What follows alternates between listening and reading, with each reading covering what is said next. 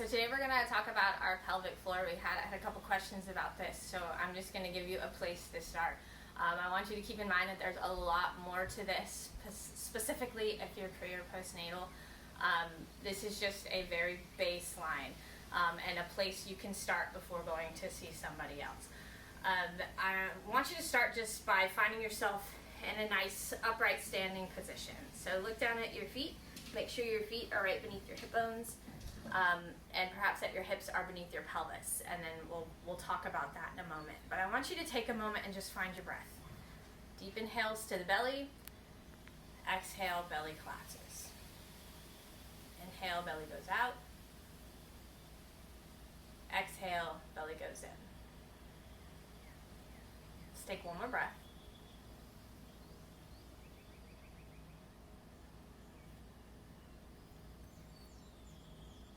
We'll blink the eyes open. Anytime you begin pelvic floor work, I highly suggest taking a moment to really turn inward. Find yourself in your own body, as this is very deep, very personal work. I do suggest this beginning part starting in front of a mirror so that you can kind of see where your body is in space for real, as opposed to just trying to feel it. So if you have a full-length mirror that you can stand in front of to kind of find these points until you can really feel it and embrace it within your body, then I highly suggest doing that. But we're going to talk about this real quick. So the main thing I want to talk about is when we say breath is a great place to start with pelvic floor, we mean that finding a good breathing position, and a lot of this has to do with posture. What we want to find is a stacked ribs over pelvis, and it's almost like a periscope. If I were to look down through the top of your head, through your skeleton, I should see the inside, that whole of your ribs over the whole of your pelvis, like you're periscoping down through the center of that. And that's kind of the stacking that we're going for at this point. So we are going to find that real quick, and I'm going to turn to the side so you can get a better look. So we're going to start with the rib cage, and I want you to go ahead and palpate the side of your body and find what you believe to be the bottom of your rib cage, kind of where it gets soft. You get off the ribs and it gets kind of soft. Some feedback here by touching your own rib cage is a good place to be. And if you're doing this in front of the mirror, I want you to notice your just natural standing position. For some of us, that's going to be kind of here with our rib cage popped out. For some of us, it's going to be kind of here with our rib cage tucked under. Neither is completely terrible, so don't be compassionate to yourself. Don't judge yourself on that. Just find where your position is. And then we're going to play with that a little bit. So by palpating your rib cage, I want you to find that overextended, popped out rib cage. And then I want you to find that tucked under, hunched down rib cage. And we'll do this a few times. Pop your rib cage out, tuck your rib cage under. Pop your rib cage out, tuck your rib cage under.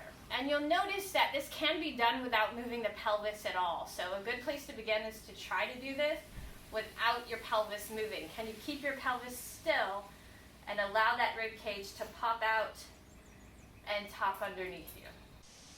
All right, so now we're going to move to the pelvis. And we're going to do a similar thing with the pelvis. So I want you to go ahead and palpate. This time go down and try to find the top of your pelvis. And once again, with those feet right beneath your hips, you're going to try to find a tuck under or a posterior tilt of the pelvis, and then a sticking your butt out behind you, an anterior tilt of the pelvis. Once again, tailbone tucks underneath you, and then tailbone sticks out behind you. Once again, this can be done without moving the rib cage. So I want you to try to do it with the rib cage being completely still. Tuck that tailbone underneath you, stick that butt out behind you. Tuck that tailbone underneath you, stick that butt out behind you. Go between the two one more time. And then we're going to try to find somewhere between those two positions. So you're not quite tucked under, you're not quite butt out behind you. You're somewhere between the two in what we would consider a neutral pelvis. So you want a neutral pelvis over a neutral rib cage. So just like we did with the pelvis, that rib cage is not stuck out in front of you. That rib cage is not behind you. That rib cage is stacked, periscoped directly over the pelvis. Your rib cage and pelvis are on top of one another. And what this position is gonna do is it's gonna stack your respiratory or your breathing diaphragm over your pelvic diaphragm. And the reason we want this is because this allows for that inhale, that breath in, where the diaphragm contracts, to proportionately go down into the pelvic diaphragm. The pelvic diaphragm would then relax and drop as the respiratory diaphragm contracts. And then as the respiratory diaphragm relaxes, that pelvic diaphragm can come back up into a neutral, relatively contracted position. This allows for a generalized strengthening of your pelvic floor with each breath that you take. So finding this position of rib cage stacked over pelvis allows for this transition of pressure with each inhale and each exhale as you take those diaphragmatic belly breaths. All right, another way you can find this is by finding your bottom rib and your ASIS, or that front pointy bone of your pelvis. So if you palpate, once again, your bottom rib, that very last rib that you can easily feel, as well as that sticky outie bone on the front of your pelvis. This is the one that likes to get knocked on chairs and be bruised all the time. So find that sticky outie point of your pelvis, that ASIS, as well as your last rib. And if you look down, your fingers on these points should be stacked. Your thumb should not be in front of your fingers, nor should it be behind. It should be relatively stacked right over one another. They should be in the same plane. That's another way to give yourself some visual feedback to find the stacking of the ribs and pelvis.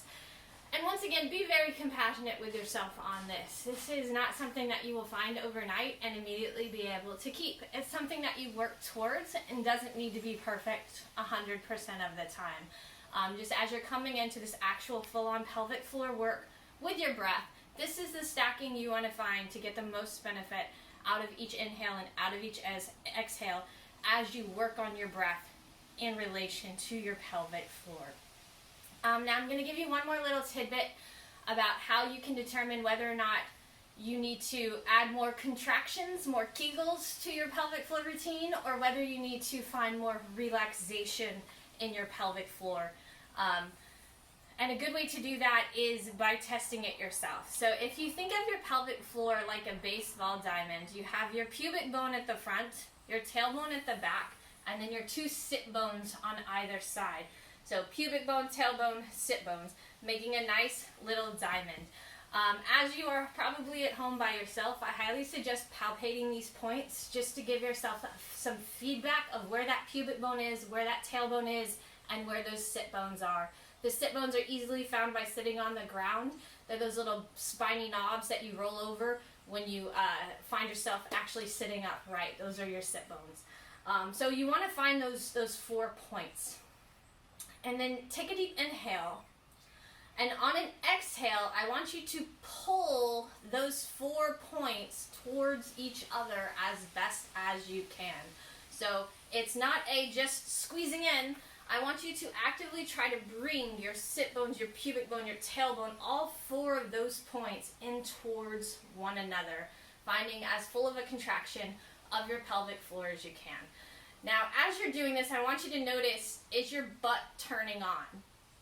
And if your butt is turning on, trying to make this happen, you're not doing it. So try to keep that butt nice and relaxed as you bring those 4 points together.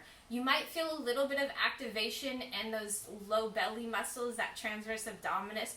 That is okay, but try to keep your glutes nice and relaxed as you do this. So go ahead and relax that contraction if you're still holding it, and then I want you to try and find it again. Find the pubic bone, tailbone, your 2 sit bones, and pull those 4 points in and towards one another, finding a contraction of your pelvic floor. You might feel it more on one side than the other. That's a good note to take. You might feel it more towards the back or towards the front. That's a good note to take as well. But think about these 4 points, contract them, pull them towards one another, hold the contraction for a moment, and then actively release. And once again, notice what is all contracting to make that happen. And can you relax the accessory muscles that are trying to work? Your glutes, your thighs, maybe your hamstrings. Notice what all's trying to do this for you and see if you can isolate it to just those 4 points, just the pelvic floor contracting.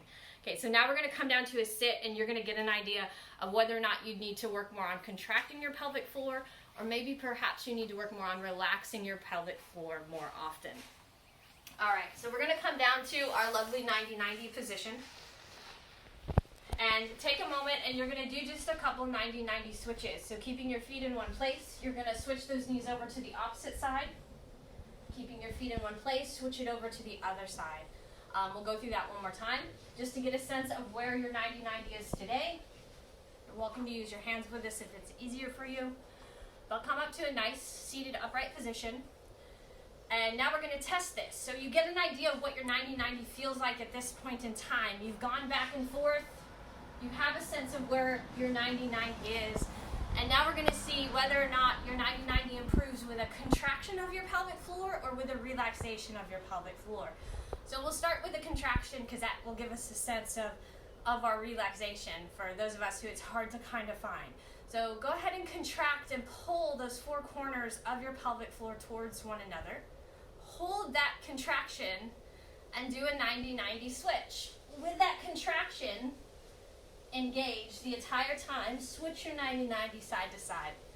Now you can see with me particularly, that was much harder. That felt harder, it looked harder. So for me, a contracted pelvic floor, a lot of the time, is too much. I don't need to be doing that. I need to be more working on relaxing my pelvic floor, because for me, I tend to hold my pelvic floor contracted, and I don't find enough relaxation in those pelvic floor muscles. So while contraction is good for me every once in a while, I need to focus on bringing myself out of a constantly contracted state and relaxing my pelvic floor. So go ahead and release the contraction if you haven't already, and hold that relaxation. Try to maintain a relaxed state of the pelvic floor. Spread those muscles apart. Let those muscles relax as completely as possible. Now, holding that relaxation, we're going to come into the 90-90 switch. Don't allow the pelvic floor to contract. Try to relax through the pelvic floor as you switch your knees side to side. Now, for me, and I don't know if you can see that, but that looked a lot better. It felt a lot better in my body and was much smoother and easier to accomplish doing that side to side with a relaxed pelvic floor. Yours might be different. You might need to contract your pelvic floor. You might have felt better with a contraction, in which case, add a few more Kegels, add a few more of those full contractions into your day. However, every time you contract your pelvic floor, you need to relax for 2 times as long as you held the contraction. So if you hold your contraction for 10 seconds, you need to hold your relaxation for 20 seconds. Keep that in mind. For every contraction, find a complete relaxation of your pelvic floor. All right, that's what I'm going to leave you with today. Any questions you have, leave them in the comments below, and I'm happy to answer them for you. Thank you very much.